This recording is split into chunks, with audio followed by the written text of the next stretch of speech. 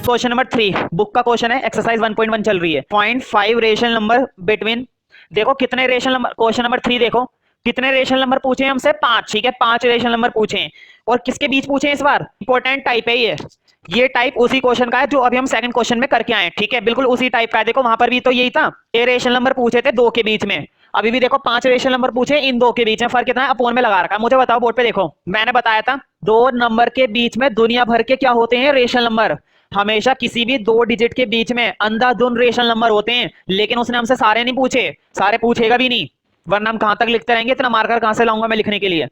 उसने हमसे कितने पूछे हैं, सिर्फ 5। तरीका बिल्कुल वही है जो तरीका मैंने सिखाया था अभी, जो स्कूल में टीचर अप्लाई करवाएंगे ना तरीका, वो तरीका बार बार बदलेगा, लेकिन जो तरीका मैंने सिखाया वो तरीका कभी नहीं बदलेगा। देखो कैसे, इन्होंने क्या दिया है 3/5 पहला नंबर, फिर से मैं वही बोलूंगा 3/5 इधर लिख लो।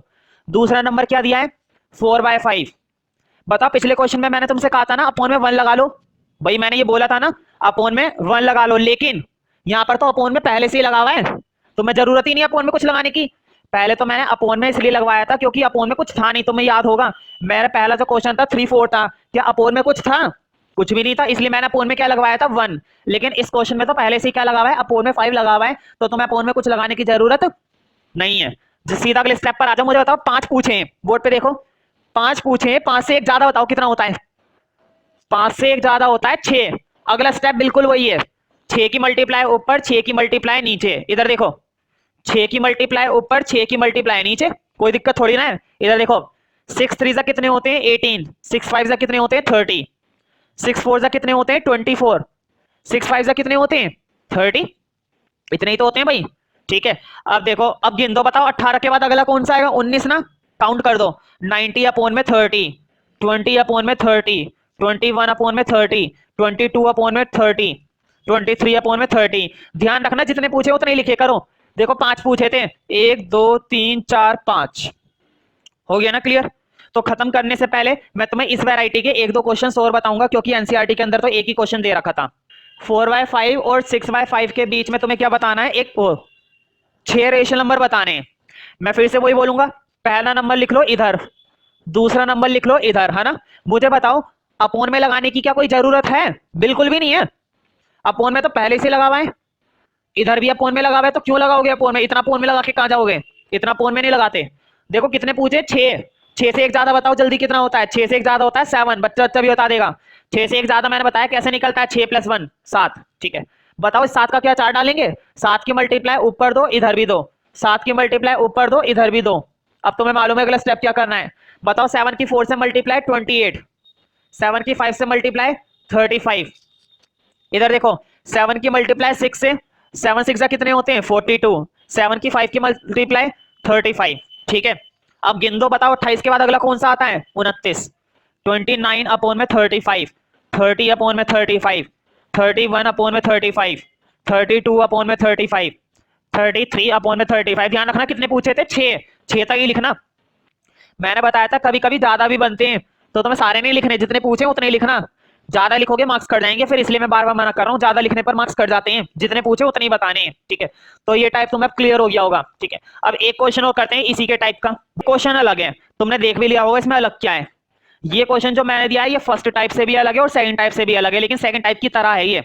मुझे बताओ फिर से मैं वही बोलूंगा, एक डिजिट लिखो इधर और एक डिजिट लिखो इधर। ठीक है, तुमने एक चीज गौर नहीं करी, इसके अपोन में है 5 और इसके अपोन में है 4, है ना, अभी तक ऐसा आया ही नहीं था।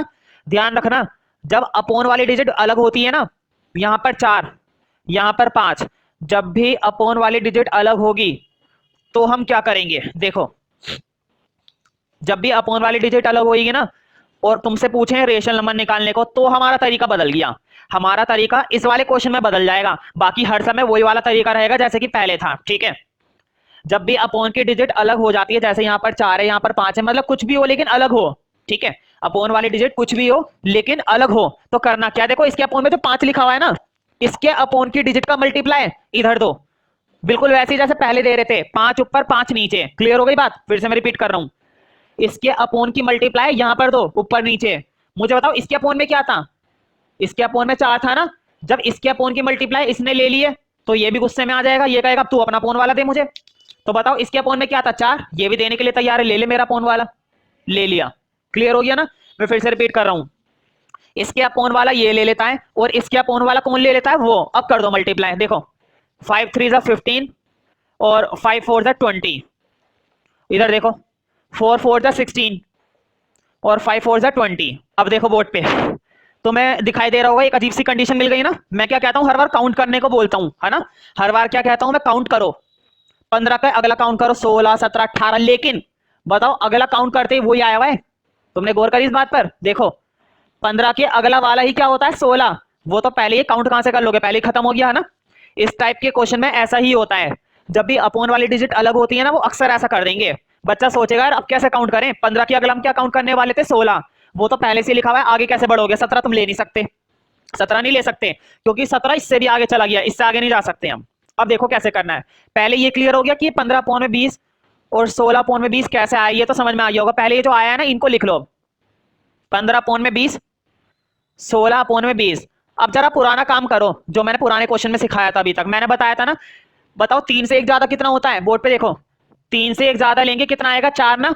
अब तुम्हें वही काम करना है जो मैंने पहले से सिखा रहा था, 4 की मल्टीप्लाई ऊपर भी कर दो, 4 की मल्टीप्लाई नीचे भी, 4 की मल्टीप्लाई ऊपर भी कर दो, 4 की मल्टीप्लाई नीचे भी। मैं फिर से रिपीट कर देता हूं, यहां तक का तो काम नया था, इसके बाद का सारा काम पुराना है।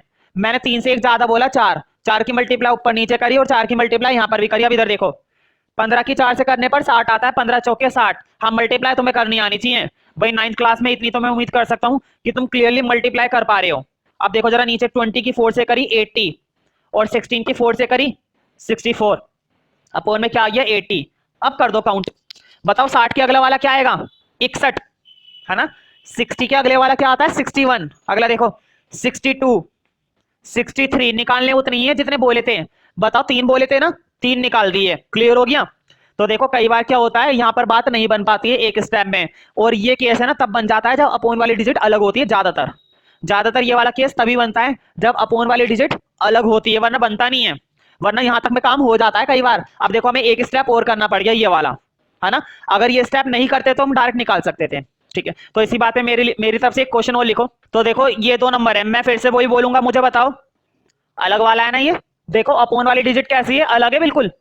यहाँ पर 3 है तो वहां पर कितना है 7, ये डिजिट तो डिफरेंट हो गई, है ना, ये डिजिट तो हमारी अलग है। तो देखो पहले 4/3 को लिखा इधर, 5/7 को लिखा इधर, ठीक है। कर दो मल्टीप्लाई, बोर्ड पे देखो, अब जरा मल्टीप्लाई करनी है तो बोर्ड पे देखो। मुझे बताओ, मैंने बताया था जब भी अलग होता है, जब भी अपोन वाली डिजिट अलग होती है तो इसके अपोन की मल्टीप्लाई उधर देनी है ना। इसके अपोन की मल्टीप्लाई मतलब किसकी मल्टीप्लाई, 7 की मल्टीप्लाई इधर दो और इसके 3 की मल्टीप्लाई उधर दो। तो कर दो, देखो 7 की मल्टीप्लाई मैं इधर दे रहा हूं, यहां पर भी दी और यहां पर भी दी। इसके 3 की मल्टीप्लाई उधर देनी है, 3 की मल्टीप्लाई यहां पर दो और 3 की मल्टीप्लाई यहां पर दो। अब देते हैं मल्टीप्लाई, बोर्ड पे देखो 7 4 से कितने होते हैं 28, 7 3 से 21, क्लियर हो गया ना। अब इधर देखो 5 3 से 15, 7 3 से 21। मुझे बताओ काउंटिंग में कहां से शुरू करूंगा, 28 से या 15 से, 15 से करूंगा ना। जो डिजिट छोटी होती है ना हम वहीं से काउंटिंग स्टार्ट करते हैं, और 15 हमारा एक छोटा नंबर है, इतना तो तुम्हें भी दिखाई दे रहा होगा। 15 छोटा होता है या 28 छोटा होता है, 15 ना। तो हम शुरुआत करेंगे 15 से, और 15 का अगला नंबर कौन सा होता है बताओ। 15 का जो नेक्स्ट नंबर होता है वो होता है 16, ठीक है। तो अब देखो पिछले क्वेश्चन में मैंने बताया था ना नंबर ही नहीं मिल पाए थे हमें, पिछले को अभी जो जस्ट हमने इससे पहले कराए उसमें हमें नंबर ही कहां मिल पाए थे, तो हमने एक नया तरीका डाला था बीच में। अब देखो अब तो मिल रहे हैं, है ना। 15 के बाद 28 तक तो बहुत सारे नंबर है, कितने पूछे हैं बस ओनली 2, सिर्फ 2 पूछे, तो निकाल दो। बताओ 15 का अगला कौन सा आएगा, 16 अपोन में 21, 17 अपोन में 21। देखो अगर वो इसी क्वेश्चन में पूछता 6 बताओ तो देखो 18 अपोन में 21, 19 अपोन, इस तरह से लिखते चले जाते हैं ना, ऐसे हो जाएगा। तो पिछले क्वेश्चन में हमें बनाना पड़ा था, मतलब मल्टीप्लाई करने के बाद भी 2 बार मल्टीप्लाई करनी पड़ गई। तो कई बार क्या होता है 2 बार मल्टीप्लाई, 3 बार मल्टीप्लाई, 3 बार करनी पड़ जाती है। तो मल्टीप्लाई तो करनी है, उसमें कौन सी बड़ी बात है, बहुत आसानी से मल्टीप्लाई कर सकते हैं हम।